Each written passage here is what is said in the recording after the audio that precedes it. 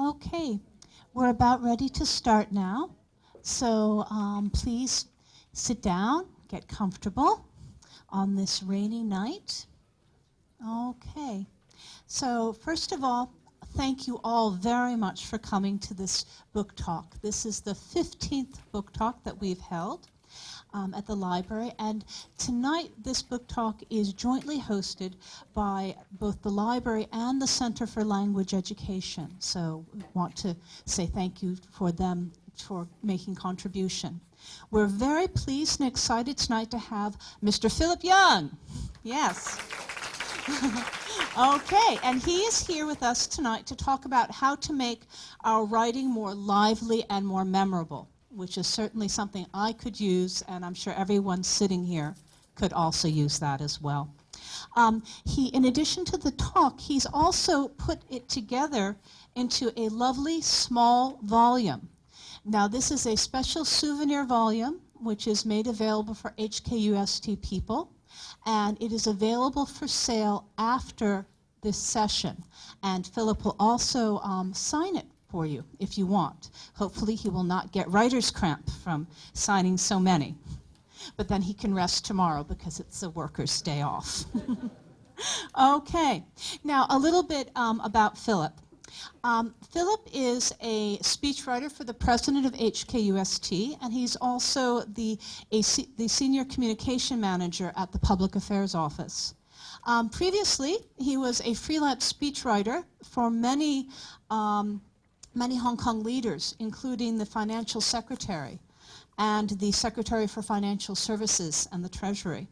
He's also contributed frequently to the SCMP on English language issues, education issues, social issues. He has delivered several of these workshops on effective writing to both PG and UG here at UST.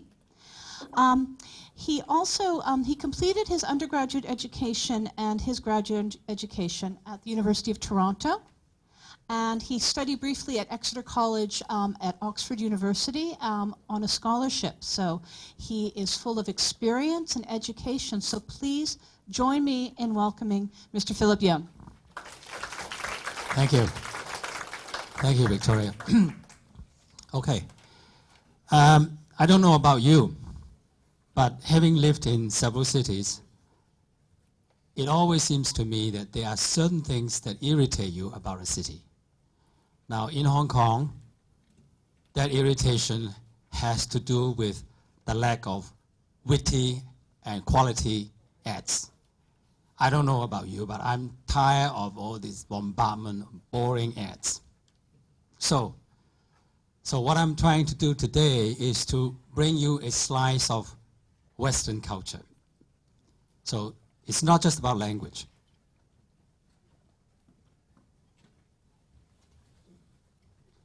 Now, the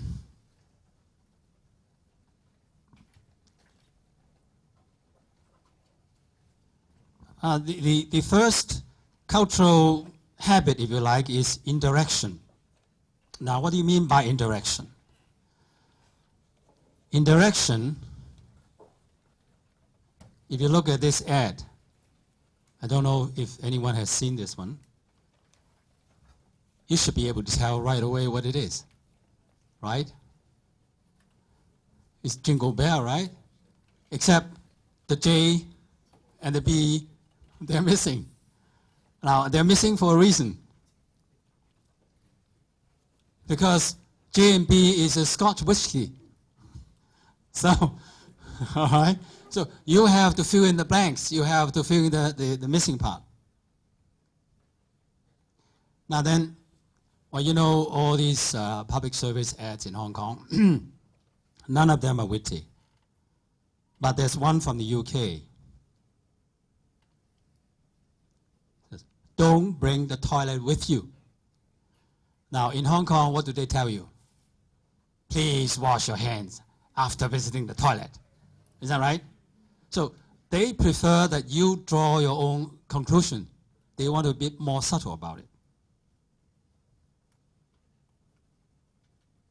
Now, this one here is a very familiar scene on the highway.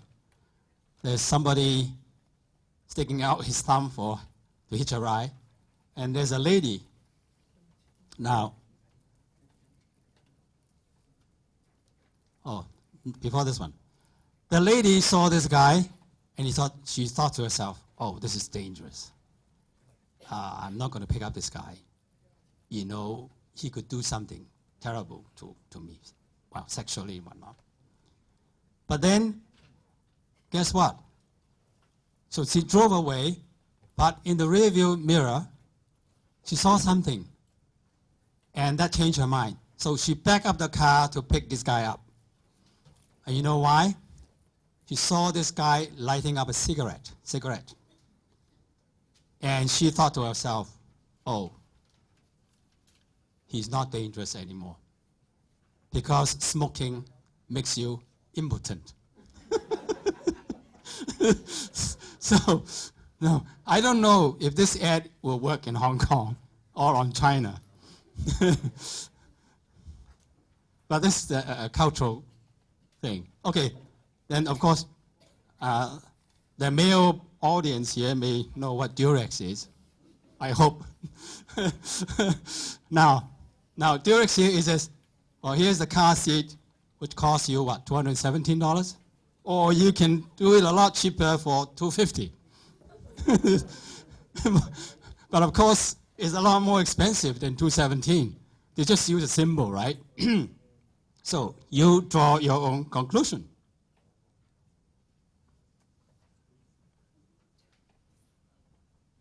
All right, this one I like. This one is from my days of my years of living in Canada. The Maytag washing machine, made famous by this guy, the lonely Maytag repairman. Now, why is he lonely? Well, you tell me. It's lonely because these washing machines are so dependable. They don't need him, so he's lonely. Now, this is an award-winning ad. And the next one is from politics, British politics. This one says, Dad's nose, Mom's eyes, Gordon Brown's debt. Well, that means if you are a baby, you would inherit all these three. The last one, to the tune of 17,000 pounds. At the moment of birth, you are already in debt. So in other words, don't vote for Gordon Brown. Don't vote for the Labour Party.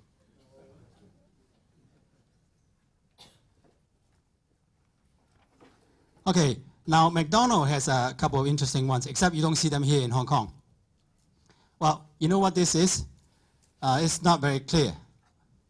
Here's another one. Okay, here is two monsters coming into a house for a party. So McDonald's is telling parents, hey, why invite all these monstrous kids into your house, you know, making all sorts of noise and making it so dirty? Why don't you let us take care of the party arrangements for you? So that's what it is.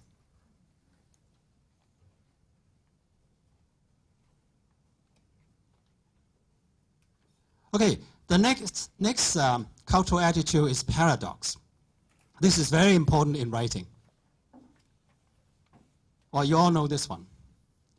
Well, how can a bank be a world bank and a local bank at the same time? And yet, this is what they're trying to tell you. Or I like this one. This one is imported from Detroit. Well, you know, for the longest time, the American motor car makers had a tough time. They were always being undersold by the Japanese and the Germans. But now, finally, the quality and the price is now catching up. So, they coined this slogan as if quality is imported, you know what I mean? Now, you're in the US, how can you be imported from Detroit? You know where Detroit is. It's an American city. But they use this to bring in the fact that, to remind you that their quality now is as good as, if not better, than the imports.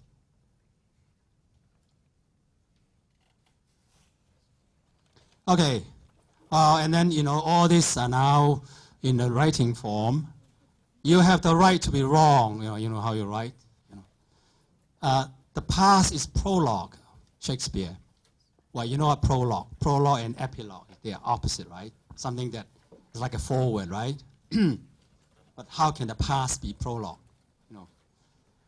Okay, now, someone who is about to divorce Mr. Norman is called, she will soon be the ex-Mrs. Norman. You know what I mean? Okay, this one says, getting ahead has always meant waiting in line. Oh, Hong Kong's favorite, active non-intervention. Actually, I hate it. Okay, related to paradox is thinking opposite. And the famous ad is 7-Up. Now, 7-Up, well, first of all, it says nothing exists but its opposite. 7-Up at one time was trailing sales of Coca-Cola and Pepsi-Cola by a country mile. They were just way, way behind. And most people think of 7-Up as a lemon drink. So their sales are very poor. Then somebody suddenly thought of this. So rather than start another cola brand, which would cost a lot of money, they came up with this idea of calling it themselves the Uncola. And it was a tremendous marketing success. It was very, very successful. Now this one, it may not be so obvious to you, but of course you know this is the flag of the Union Jack, right? Now there is the flag of which country? Two colors, white and Poland. Very good, excellent. I should give you a prize. Wait till you get back to the office. Okay, that's right. Now they are telling British people to visit them because the Polish people at one time were fighting alongside the British during the Second World War. They were immigrants. They were soldiers fighting to go back to Europe. And of course, they have a famous writer by the name of Joseph Conrad, who was Polish. So they're saying that we're already part of you. Why don't you come to us? Okay.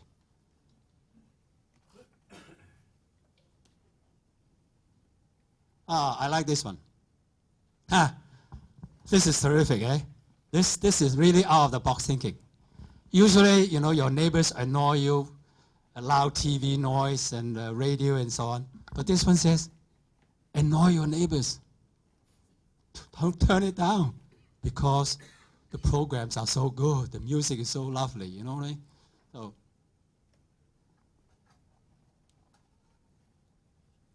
oh, and then there is the AV's car rental. I don't know if anybody living in North America, you would know what Avis is. Avis was, for the longest time, the #2 car rental company in America. And they had a hard time. They couldn't compete with the other one. So they came up with this campaign. And you know why? They deliberately stress the fact that they are #2. Because #2 tries harder. So come to #2, don't go to #1. They are complacent. They don't try hard enough. See, we try harder. In fact, Avis even invented #2ism. It's called #2ism. Okay, then there's Listerine. Of course, this is long before the time where you have the mint flavor now, right? But in the old days, this is the awful flavor you get, right? And what happens? Look, the taste people hate twice a day. They're selling something negative as something very positive. Oh, and the third thing is duality. Why is this important in writing? I won't say anything yet.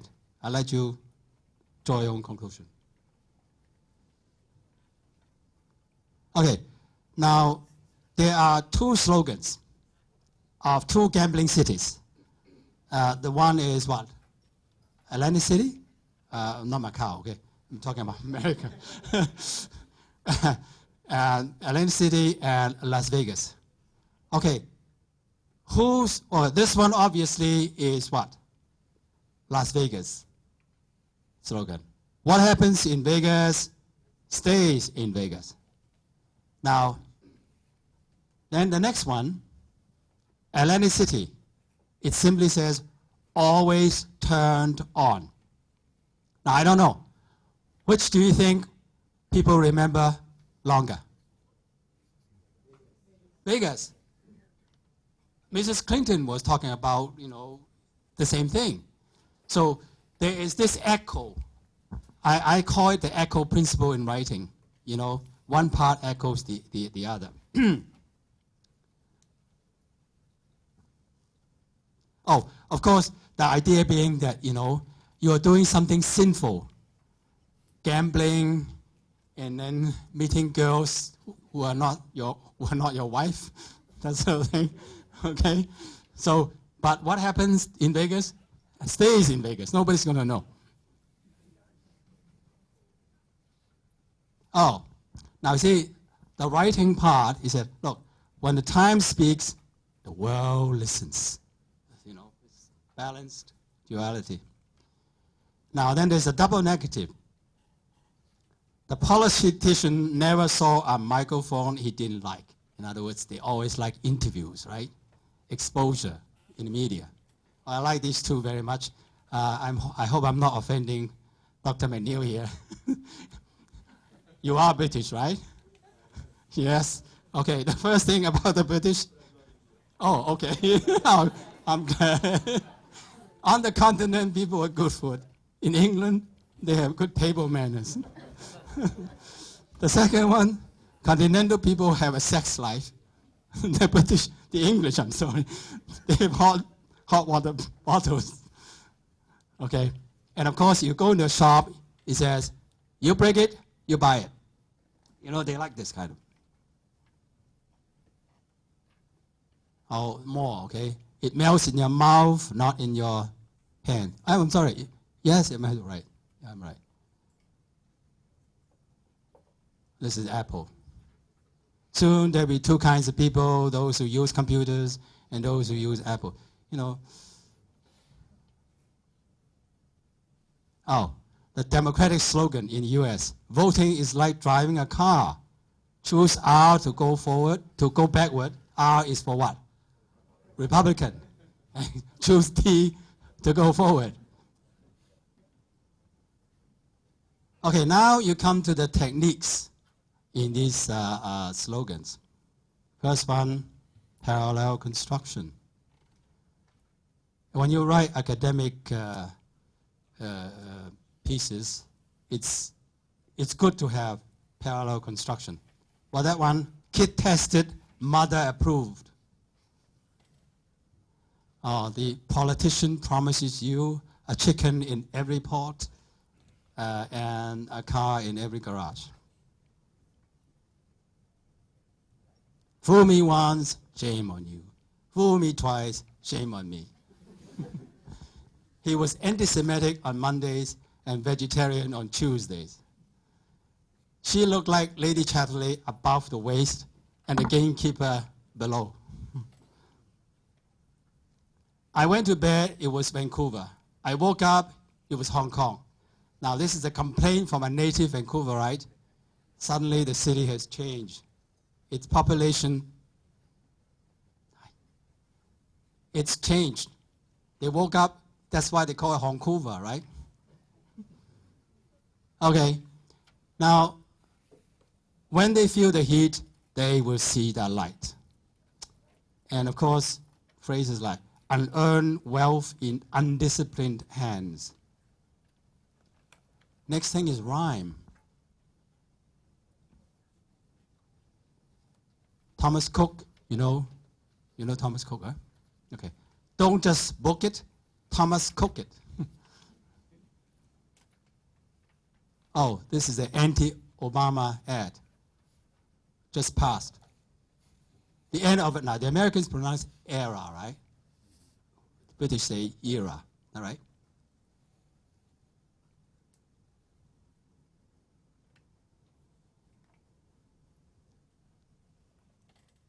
Go well, go shall.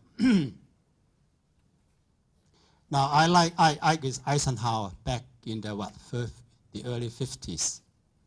That was 1952. He was elected. He was a general, right? And then in 1956, they had the same slogan, except they changed one word. What word would you change, or what would you add? If you are in the Eisenhower campaign team. Yes, very good. You saw it. No. Anyway, yeah. In 1952, it was I like Ike. And then 4 years later, we still like Ike. You know, just the word still.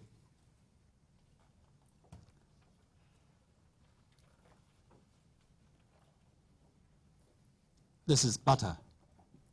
Oh, now, don't blame me. It's people who don't like, people with different sexual orientation. That God made Adam and Eve, not Adam and Steve, you know. And then the next one is just as bad. It's about children born out of wedlock.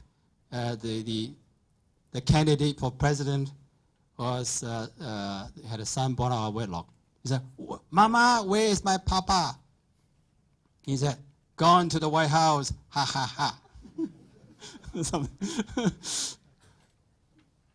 Okay, pun. Now, pun is important for Chinese people because we've been taught that one word has one primary meaning and you can ignore the rest. Now, that's not true. Now, if you stick to one primary meaning, you will be in trouble. Look at this. Labor. This is labor spent. Well, you know what spend means. Other than spending money, what else can spend mean?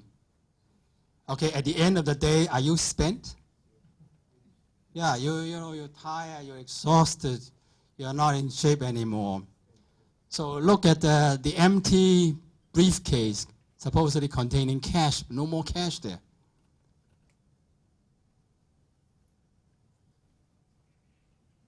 Oh, this one is very famous.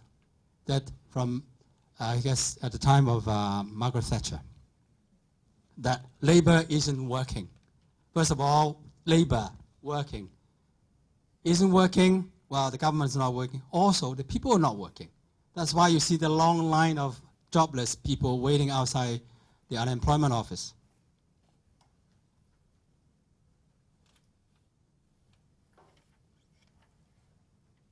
Virgin Atlantic, more experience than our name suggests.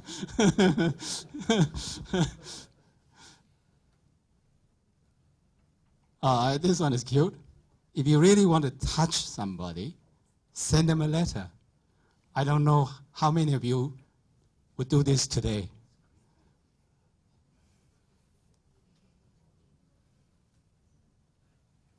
I would like to vote for Democrats, but I'm allergic to nuts.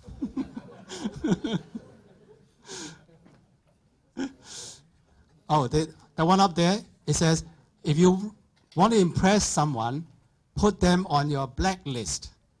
Well, that blacklist is, of course, Johnny Walker's, right? You like Johnny Walker? Okay, good. Now comes contrast. There's something I want to say about this. Okay, well, people are saying, why should we give Obama another 4 years? And the simple answer is, Bin Laden is dead, GM is alive. Well, General Motors. The government saved them from bankruptcy, kept them in business. I like this one. He described someone as a retail mind in a wholesale business. In other words, it's a small mind for a big political entity, government.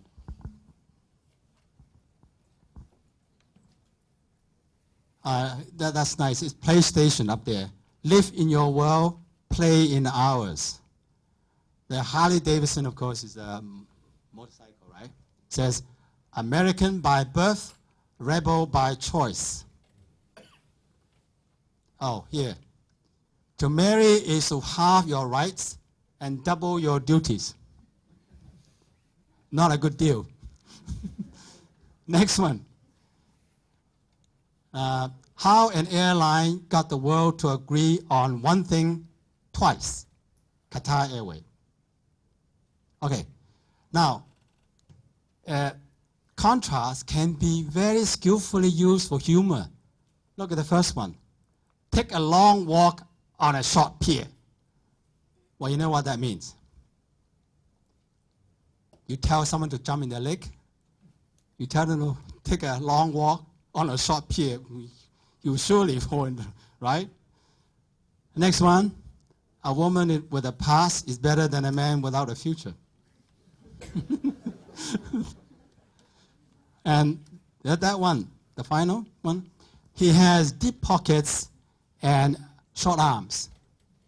So what's it saying about you? If you have deep pockets but very short arms, that means you are you generous? No. You never reach the cash, right? So you can use contrast in a humorous way. Now, repetition is very important in writing speech writing. Outwit, outplay, outlast. Okay. Air Canada, world class, worldwide. Buy it, sell it, love it. eBay. Keeps going and going and going. Get in or get out. Nintendo. Now, this, the Washington Post has a slogan, what's on is in. Whatever is happening out there is in here. Very, very simple. King of the road and king off the road, right? Meaning on unpaved roads, right? Now, look, some of them are very clever using, look, first one, they beat him to within an inch of his life. He's almost dead, right? The preschool tuition is within sight of $40,000. I don't know how many of you can write that. The next one, nobody can talk me into a headache the way General MacArthur can. Imagine talking someone into a headache. And Bush lied the US into war. All these are very clever, witty uses of prepositions. I like this one best of all. Definition. And I tell you why. Okay, what scene is this? The Boston bombing. The Boston bombing. Now, right afterwards, a Bostonian was interviewed, and this is what he said. He said, we only care about three things in Boston: politics, sports, and revenge. And our revenge is to get back to normal. Now, it takes a very civilized person to say that. I can't imagine this being said in Hong Kong. I'm sorry.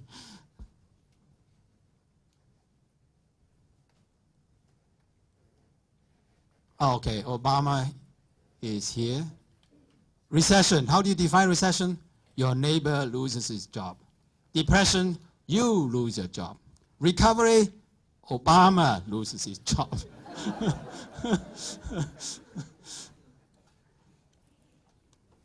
Okay, now this is Michael Foot.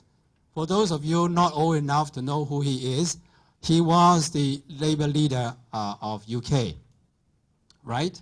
You old enough to know that? You may, oh, no kidding. So are you a Labourite? No.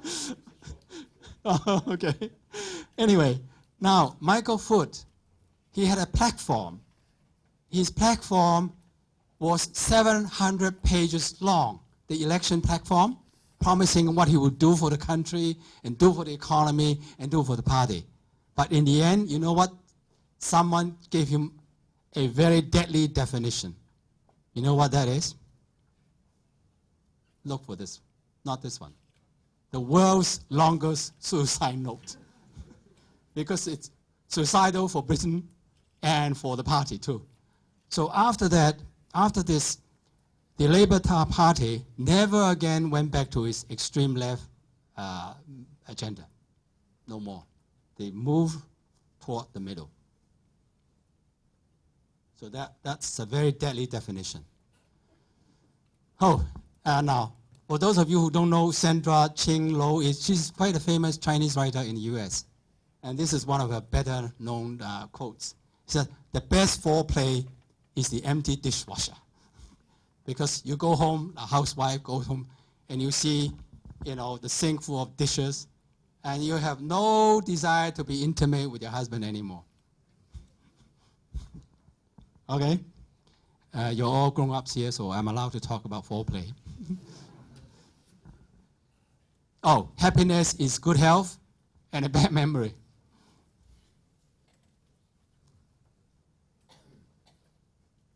Bigamy is having one wife too many.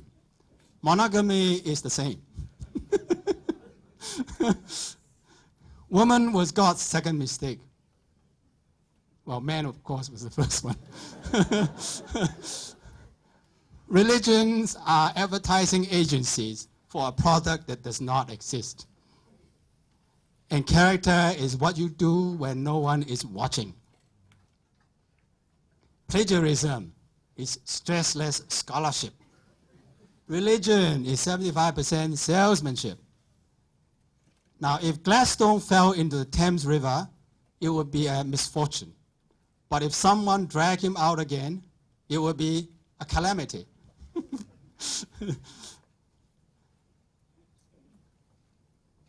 Now, visualization, very important for writing.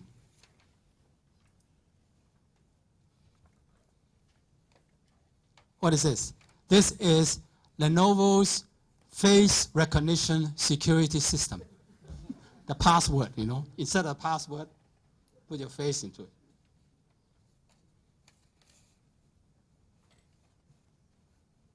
Finger licking good, much better than delicious, right?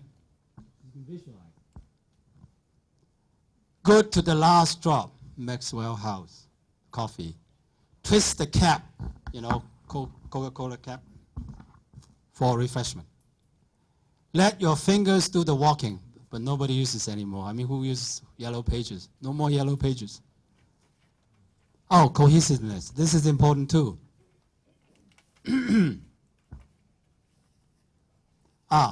What's this? An apple and a lemon, right? So where's the cohesion? What cohesion can there be between these two? Connectedness. What's the connectedness? Well, here it is. Has apple produced a lemon?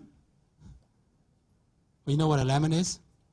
A lemon is a faulty, defective product that doesn't work.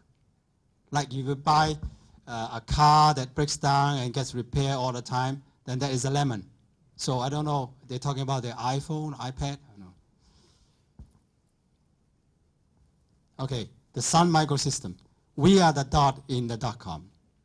The last one I like very much. If money doesn't grow on trees, why do banks have branches?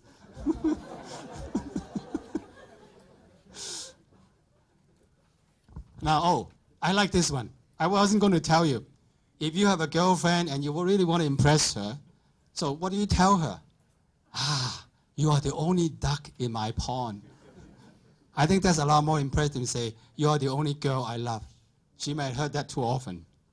But I don't think she'll have heard this one. Okay, he lost the true north on his inner compass. I like the last one too. Chicks peck after him. If girls, are there girls after you? No? Now, you boys call girls chicks. And what do chicks do? They peck, right? When they feed, so the chicks are pecking after you. Except one day you may be a hand-pecked husband. Pecking, right? So you're pecked by the hand. Oh, echo words. Now, echo words is a result of the fact that English is an alphabetical language.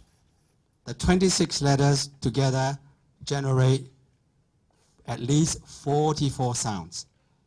Some say 52. Now, so therefore, there are certain words that don't exist in Chinese, particularly verbs.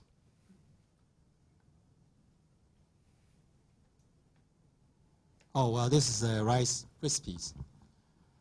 What are the three characters there? One is snap. The middle one is crackle and pop. This is the sound it makes when you put it in your mouth, right? Oh, this one, the US government has a program to what? Encourage people to get rid of their gas guzzlers and buy new cars because they are more energy efficient. So they give this name a program. It's called Cash for Clunkers. Well, for those of you in Hong Kong and China, clunkers is a 老爷车, old cars that eats up a lot of gasoline, right? So they're called clunkers.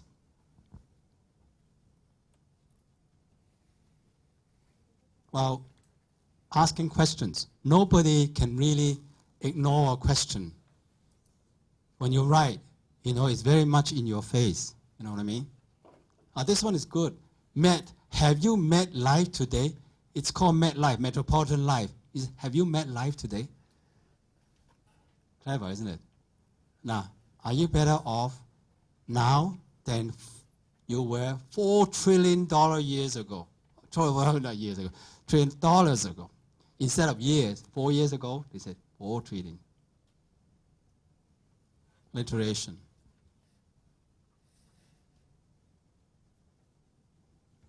Fluent in finance. Diplomacy is to do and say the nastiest things in the nicest way. Well, you know what alliteration is. Having two the same beginning letters, right? What about this woman's shoe? This is a company. They make shoes. It's called Shoes to Die For. And it's made by Ground Zero. You know Ground Zero 911? People are very, very brave in coming up with this concept. One company, Bed Bath and Beyond, right? Buying bathroom accessories and stuff. Jagger, what is it? Okay. Access credit card takes the waiting out of wanting. Don't dream it, drive it.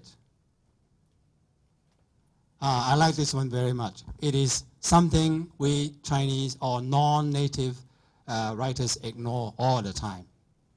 And this is very important. What's that? President Clinton in his underwear? Why is he in his underwear? Well, you know. Now, President Clinton made a sentimental journey back to Oxford, where he didn't inhale, didn't get drafted, and didn't get a degree. Now, this is the famous opening sentence by somebody, a columnist in the US. Do you know who that is? Maureen Dow. But she's a very sharp-tongued woman. Okay. Now, not a leaf moves in Chile if I'm not moving it. The last one is quite well known. Now, the editor hired this guy, Robert Hughes, from Australia. He said, how could I not hire this person who can write this sentence? On this sentence alone, he was offered a job. It's art critic. And what was his sentence? God did not live in Hampstead and was not expected to act like a liberal. When he saw that negatively constructed sentence, he was offered the job. You try and do that here. I don't know if we'll get anything. Okay, of course, ultimately, simplicity is something we all strive for. Just do it. Of course, I've heard this too, that if you are someone who always say no, you always say, just don't do it.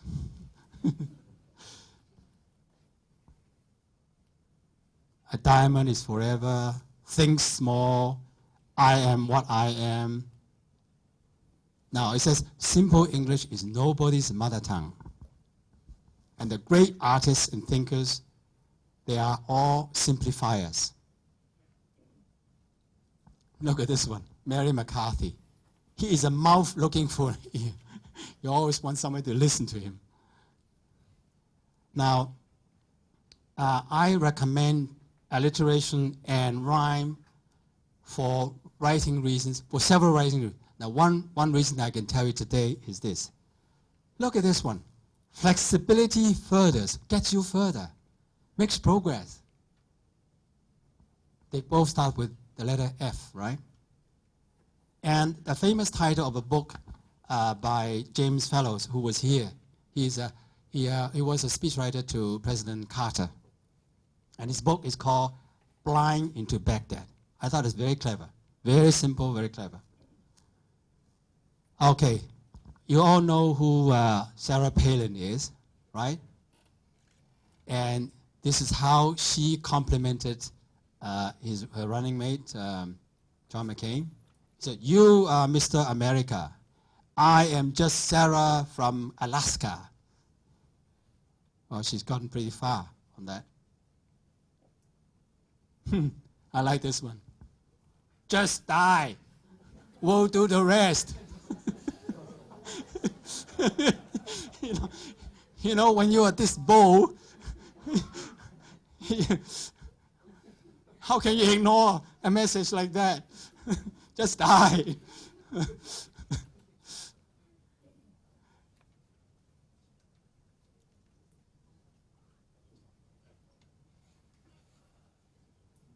I think McDonald's, I'm loving it. I think Dr. Menil has a comment he told me. Okay, do you guys find anything strange about this McDonald's slogan? I'm loving it. Why don't I let you comment? It breaks a rule of grammar which we teach students. Okay, and what rule is that, just in case we don't know what that rule is? Verbs like love are not used in the continuous form. You should say, I love it. And we all learned that, didn't we? So did McDonald's deliberately break the rule? Well, actually, another ad broke the rule years and years ago, and it's camel tastes good like a cigarette should. Of course, like you cannot use. Like right afterward has to be a noun, right? But it says should be as a cigarette should. But of course, it doesn't sound quite so punchy, you know what I mean? So sometimes they break grammar rules for effect. Oh, this poor guy, he was for 30 years a professor in Harvard. He's a Canadian. So towards the end, he decided to go back to Canada, and he was elected Liberal Party leader, a very good chance to be Prime Minister. But you know what?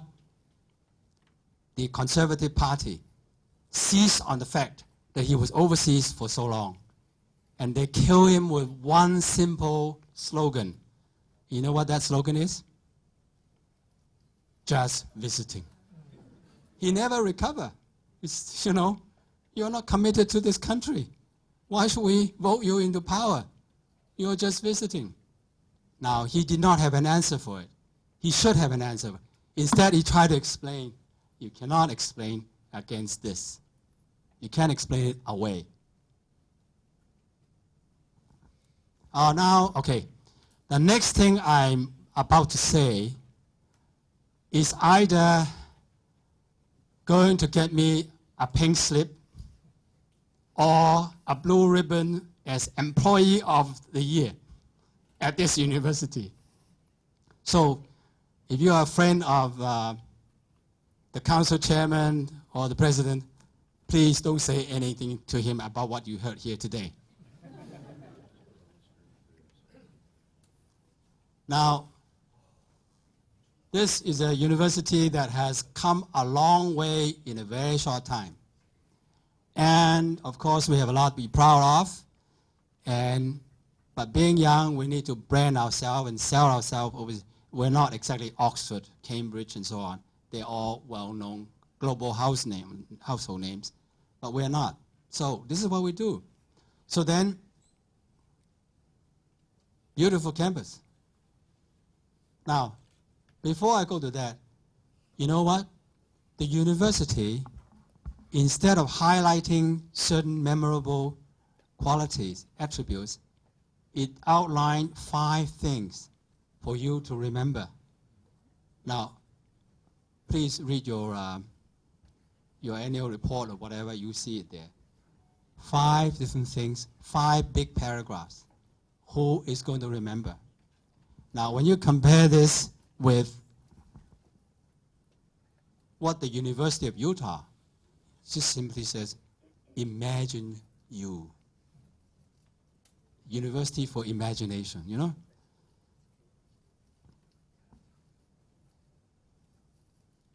I think this is exquisite simplicity.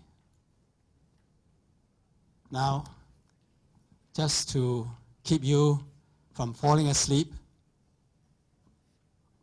I think whoever designed this has taken out one picture I wanted to show you. I think he censored it. Let me see if it's there. Oh, Michael Jackson. Now this is pure creativity. Look, he died, right? So that's why you have the black ribbon. And yet, they twisted the ribbon so that it was like him moonwalking. No? Very clever. And this one is dash. Well, it's I think one of these delivery service, right? Now it put oops up there.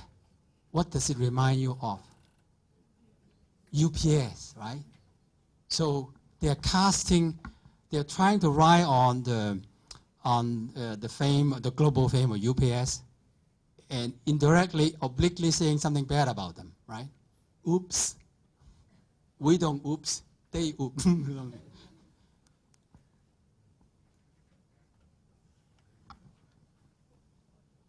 That's using the environment to your advantage.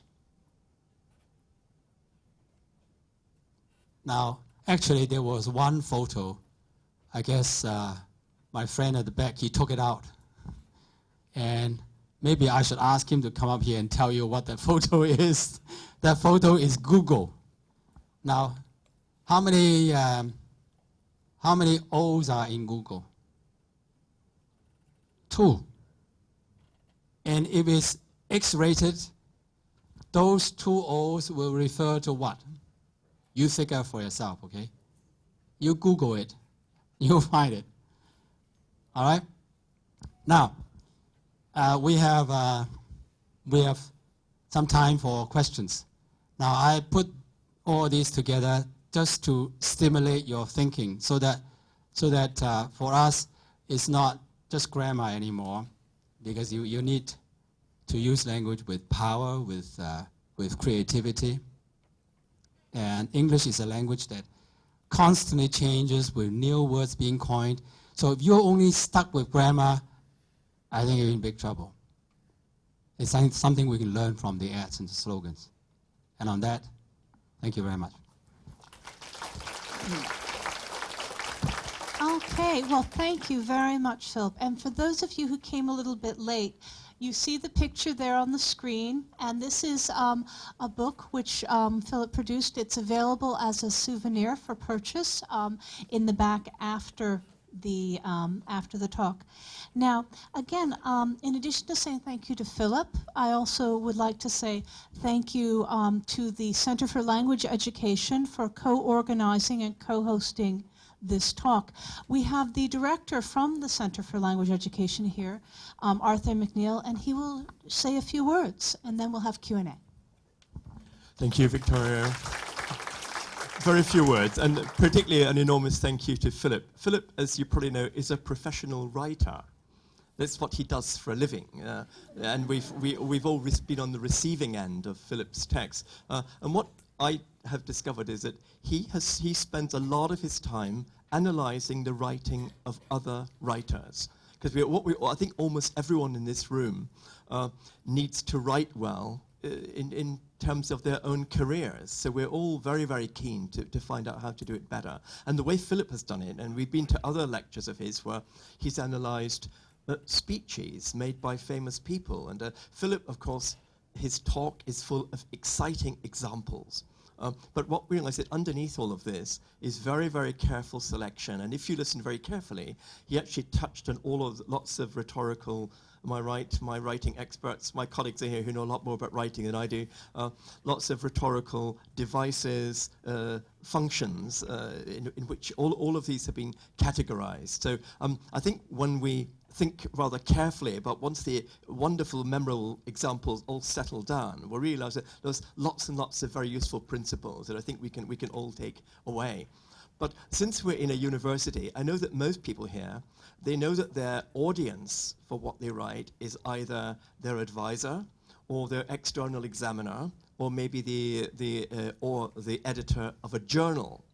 And you're probably thinking, dare we include the sort of ideas Philip has shown us in those contexts? Well, I think this is a really, very good point to discuss, because what most of us have observed is that academic publishing is changing rapidly.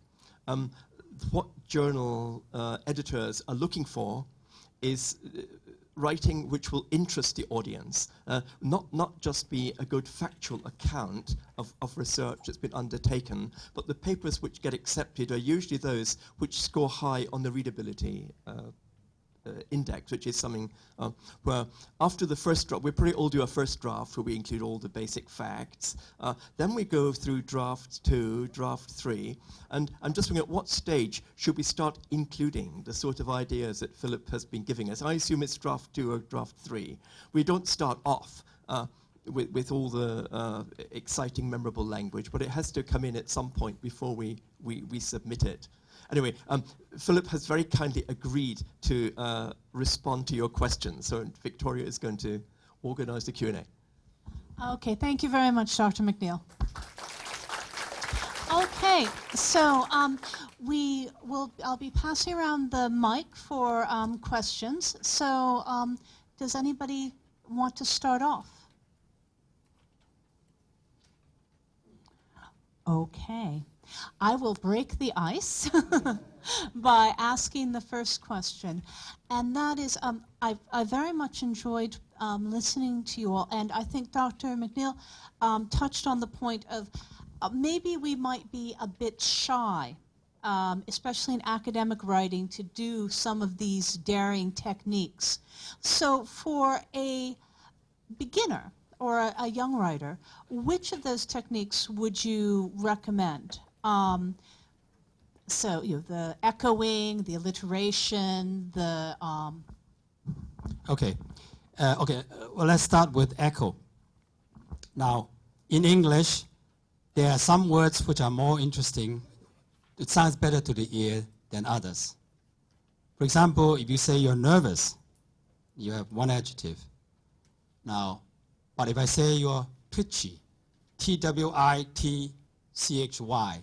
meaning your muscle moves, Now, which is better? I would say twitchy is better, because you get a picture of this guy so nervous his muscle is, making micro movements. Now, in the same way, okay, I'll come back to that later on. Now, the one other technique very, very useful, or at least I can think of two, is contrast and parallel construction. Now, parallel construction is important because if you want to present, research data and so on, if you do it with that kind of organization, it will come out looking what? Logical. It has a structure. It's not amorphous anymore. It's not formless anymore. So I would say that. Now, the other thing is contrast. Now, and I'm not even now thinking of contrast on the examples I presented to you. Think of these two things. English, the bulk of it comes from Anglo-Saxon words, right? Simple, almost single syllable. Come, go, do, make, take, what? Okay? Bow, so on. And then the other side are Latin-based words, right? Like what? Congratulate. Yeah. Okay. Now, the trick in writing is to combine the abstract, long words from Latin with the earthy ones, the short little ones from the Anglo-Saxon. For example, if I say, I bow to practicality, I have to bow to what is practical. Now, I think academics love practicality. They love abstract words like that. Or, I am not big on sentimentality. If you can write a simple word, plus the contrast by itself is already very inspiring or attention-getting. Okay? Okay, thank you very much. Now, does anybody else like to ask a question? Because we have quite some time, and I think it was very stimulating. So I'm going to walk this down. Yeah. Does anybody in the back have a question or comment they'd like to make? Okay. When we were young, learning English, always said simple English. So, do we write simple English? Okay, very good question. Well, I'll tell you why this is a very... one of the complaints that I hear so often from professors at university level is this. Students don't write simple English anymore. They write elongated sentences, some of them running a whole paragraph. Now, the idea among Chinese students especially is that the longer the sentence, the more learned you appear, the more sophisticated you are, right? Well, except there's one problem. People don't understand what you write. It's too long. So, if I were you, if you want that article published by a journal, you better break up the sentence. Why not start with 3 words, and then you have a longer sentence? Use contrast synthetically in sentence structure. Break it up.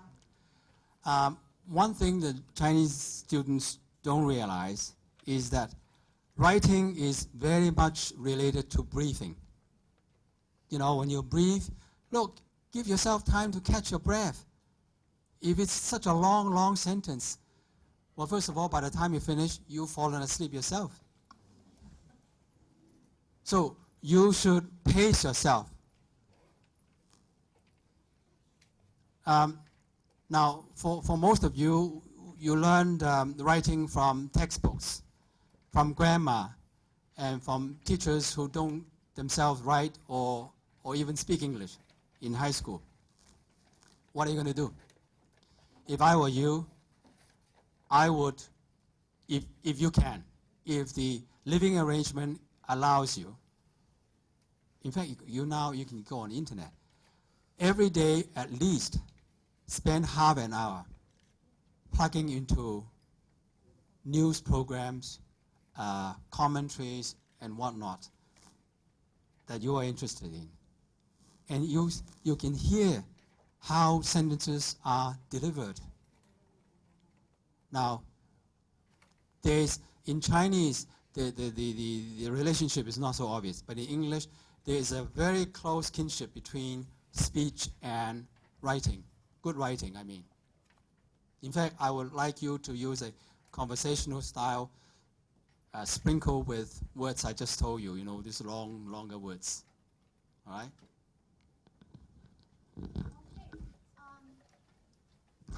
The microphone is down in the back, so raise your hands, ask any questions you want, because Philip is here for you. Okay, I'd just like to make the comment that sometimes I have teenagers who are writing, and I sometimes edit. And one thing I often tell my children is don't be afraid of the full stop. In terms that, and that a sentence, because a lot of times it'll just be comma, comma, comma. So embrace the full stop. It can really help your writing. Now, let's see.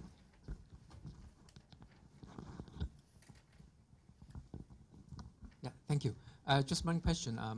Now, some students I met, their problem, now what you said is very advanced level, very creative. Now, some students I met, the problem is they make very basic grammatical errors, wrong choice of words, wrong preposition, problems with agreement. That's sort of very basic stuff.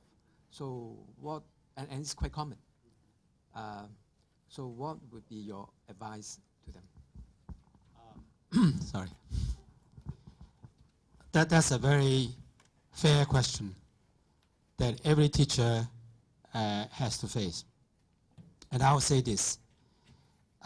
Okay, if I were to train someone from scratch, this is what I would do. I would, if you look at what kind of language English is, you will see that you need very intensive training in using preposition, in using nouns, adjectives, verbs.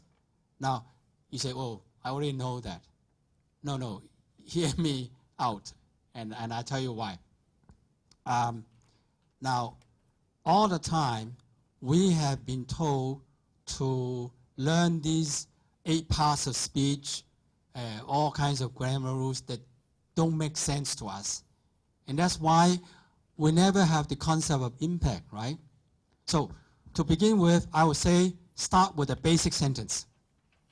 And what is a basic sentence? Okay, I'll give you some examples. Sex sells. Noun, verb. Right? Any more? Childhood decides. Well, Chinese say your future is decided at age 3 until your age 20, 80, right? Childhood decides. So in other words, I'll start with this basic concept. What is a basic sentence? Okay? And then, of course, all these nouns, adjectives, they are all qualifiers of this basic sentence. So that's what I'll do. Now, then I'll go on to the functions of these 8 parts of speech. For example, if you're writing academically, what is the difference if you use a noun versus a verb or an adjective? What is the difference in impact? Can you think of an example where using a noun has a different impact from using an adjective? Or a verb even. Okay, if you don't come up with an example, I'll give you one myself. Okay, I am considering your application. Your application is under consideration. Which is more formal? The noun. Well, the passive is formal, and so is the abstract noun.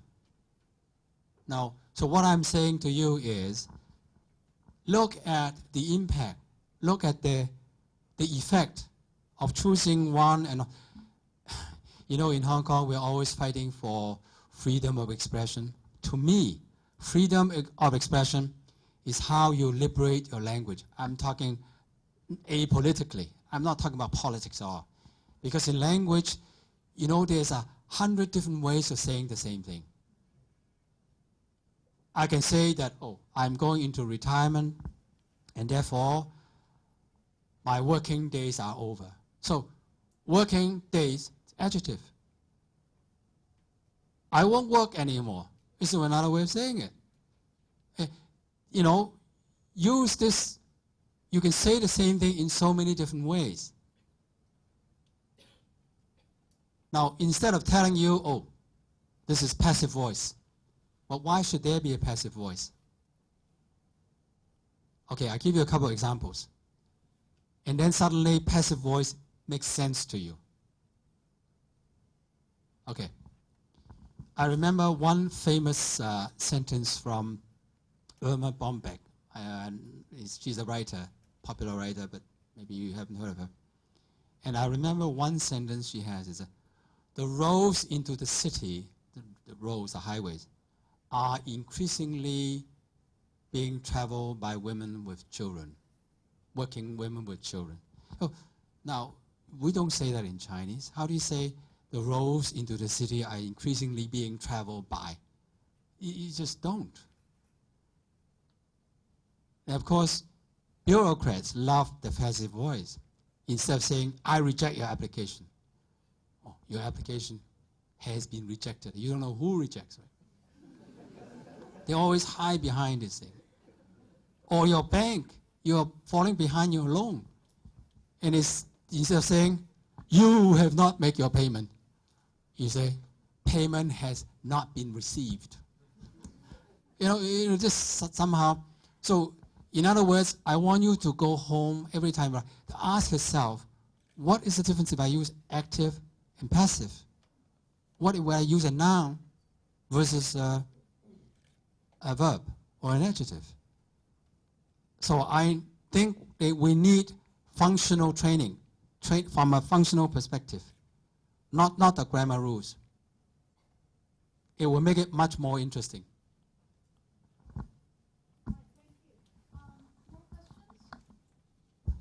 Do we okay. The gentleman in the back. In terms of the difference between what you have told before and the academic writing, I want to ask, there's some other issues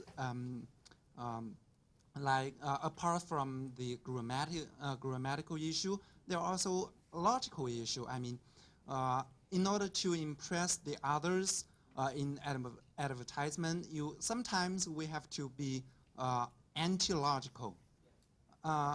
However, in the academic writing, we have to organize ourselves one by one. So, how far should we go to make that effect?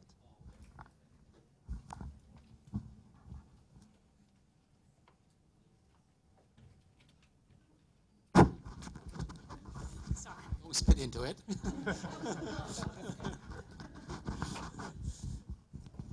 Okay, I think that's a question that a practical one that faces all students. Okay, I always recognize that when you're writing a thesis, that the logical structure, of course, is to lay out two sides, right? One against and the other for. So that in itself already gives you a logical structure. In other words, if you are suggesting an idea, you have to consider arguments against your idea, right? So if you present it this way, and you do it in an enticing way, I think you got half the problem solved. You're halfway home. I remember my son asking me, so how do I write,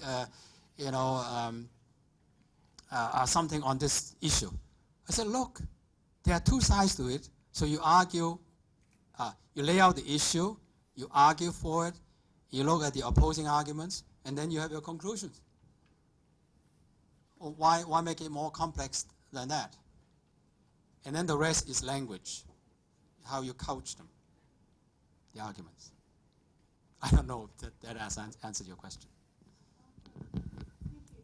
I saw one hand is here, and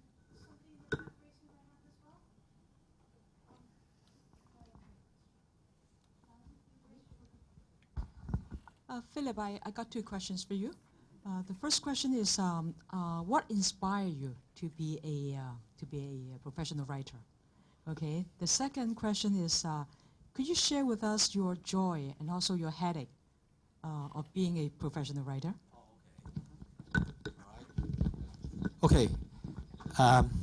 Actually, I have to thank the Irish Catholic brother who taught me at LaSalle College, high school.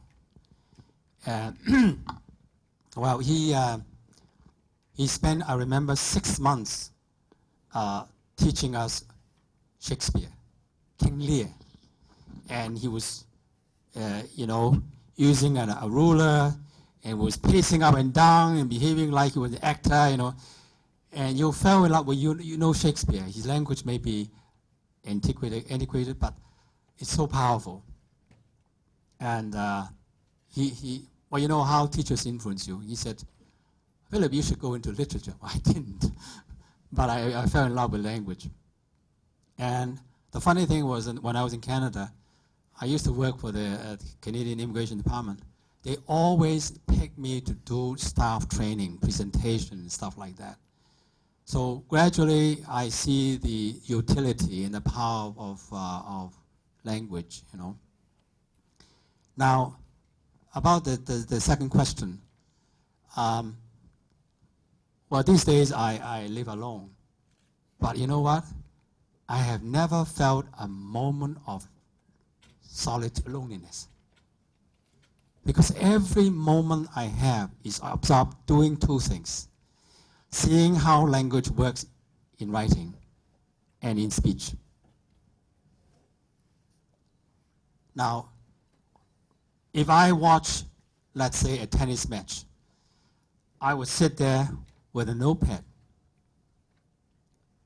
And I'll do the same for basketball. Linsanity. You all know Linsanity, right? Surely you know who he is. Okay. I remember this commentator. He's so good. He used fewer words for the most powerful things. And he suddenly said, it's Lin to the rim. Just like that. Lin to the rim. Putting it.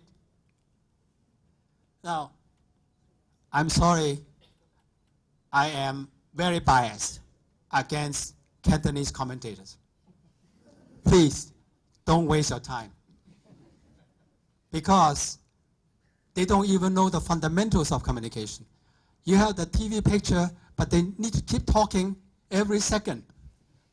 I can see what is going on. You are supposed to tell me the strategy, right?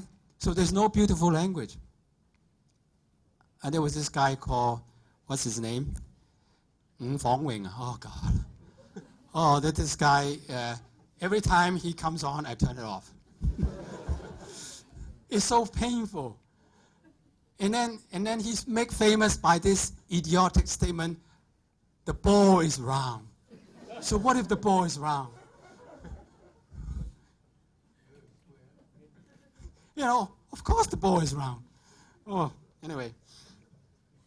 But it's amazing. It is amazing if you watch golf. These are all professionals. And they don't keep their job unless they are very good. So I say to you, if you want entertainment and improvement in your language, please turn off the night cam, is it? The dual language thing. Go to English. Yeah, do that. Give yourself 1 hour. And use a notepad. Jot down anything you see.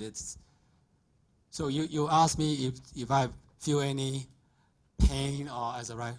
Absolutely not. My attitude towards writing is this. Okay, it may be a very boring thing. Oh, president wants to send a congrat message to some fifth-rate school. Of course, oh my God, why should I have to do this? But no, I use that as an opportunity to use the simplest language, fresh language if I can. So therefore, every assignment is a challenge for me to sharpen my pen. This is how I see it.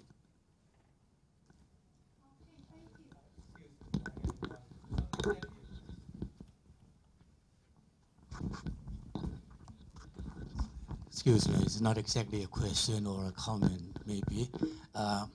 Well, as a language teacher and as a fellow writer and as a brother, especially a twin brother, 大佬啊，不過唔係黑社會大佬啊。Be careful. So whatever he says, take it with a pinch of salt. Now, yes, one thing you have to be careful is that Philip has shared with us his passion about the English language, which is also my secret love. Don't tell my wife. Okay? It's my secret too. This is passion. If you want, today's presentation to me is very good. It's very good. I didn't pay you to do it, okay? Well, actually, I travel all the way from Macau, all the way. Okay, I pay for my own trip. And the weather was very, very bad. Now, I think Philip made the rules. It also show us that breaking the rules of grammar can help us to improve our writing, okay? That is something we have witnessed and experienced today.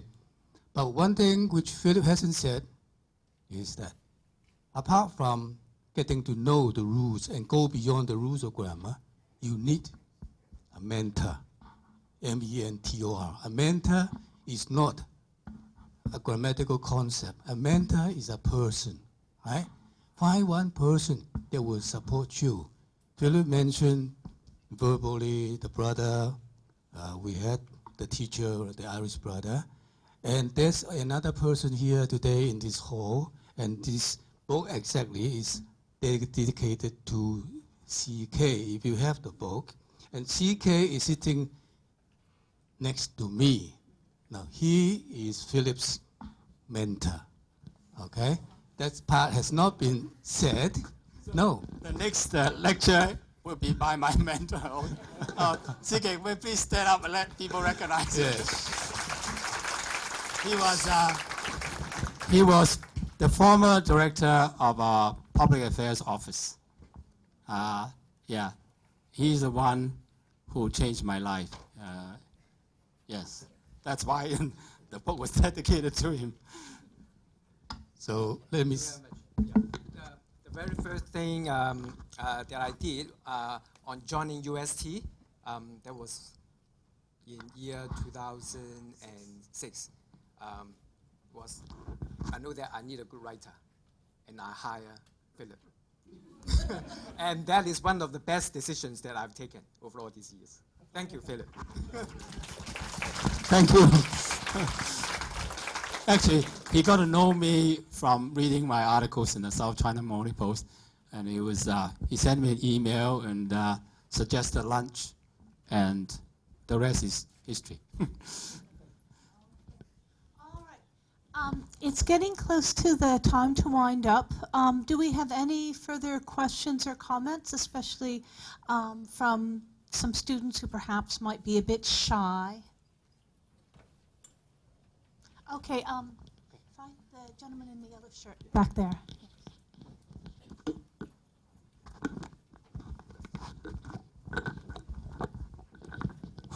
Wait, thank you for your presentation. Here. I totally agree with you that personally I also like to watch basketball in English. Yeah, I remember one time I saw the center in the game, and the commentator said he is powering his way in the center in the paint. So that's very impressive. But I wonder that like this kind of sentences can I use like in a daily conversation or in a email sent to a like HR or company. I don't know when to use it. Oh, okay. Is appropriate or not? So that's my question. Okay. That's again a very good question. Now, I'm not saying that if you hear he's passing the ball and then you write that passing the ball. Of course, that's not what I mean. What I am saying is, when these commentators make something come alive, listen to the rhythm of the language. Because a writer, when he comes into his own, has his own voice. Now, you say, well, what is voice? Well, first of all, remember one thing. Voice is, if you want to use one word, sincerity. In other words, you have no you're not putting out any pretensions. You want a message conveyed passionately, convincingly. And that is where you want to start. And the other thing from getting from what you can get from sports commentary is this. I remember also in a soccer match, and he's saying, Beckham is pedestrian now. Just like that. In other words, he's not running, he's slowing down, he's walking like a pedestrian. Just 2 words. Now, I want you to taste the power of language. And so from watching TV programs, go to sports pages. I tell you why. On all these big matches, big tournaments, they hire the best writers. And unlike news reports, which are quite matter of fact, factual, right? Sports writing is so creative because they want you to feel the excitement of the field, you know what I mean? These days, if you're not a good writer, there's the TV. Why would they need a writer for? But the writer is the one who somehow can do it dramatically, with dramatic impact. So please, go from watching to reading. Okay, thank you. And on that note, we're going to, okay, I'm sorry, one more comment and then. I'm not sure, just curiosity. What is the difference? You're writing speeches, I learned from your introduction. And what is the difference to write for a natural talent, the speech, and to write for a natural sleeping pill? You have 2, right? I mean, the 2 main guys who are, one is our president, of course. Oh. And he's not a sleeping pill. He is a great speaker. Okay. Do you have to slow him down? Now, I think, first of all, myself, good speech writing and public speaking is consideration for the audience. You are there on sufferance. You're stealing their time. You have to justify. So what you say better meet their needs and expectations. That's the number one thing. I think our respect for the audience. And therefore, you should know your audience, who's there and why they're there for. You mustn't forget that. So creative speech writing comes from one fact. You look at that topic entirely from the point of view of the audience. What does the audience, what would they find it interesting to hear? Not what you want to say. How do you tailor it to meet their needs? I think all great speechwriters are in tune. They connect with the audience. And you can't do that unless you know what they want. Okay. Well, thank you very much. Now, to show our gratitude towards to Philip, we're going to present him with a souvenir. And then while we're getting ready to do that, I'd just like to make a quick mention that we're going to pass around a feedback form, and please fill it out. And that also the book will be on sale and Philip will sign. But now our library director, Ms. Diana Chan, will present a token of our esteem to Philip.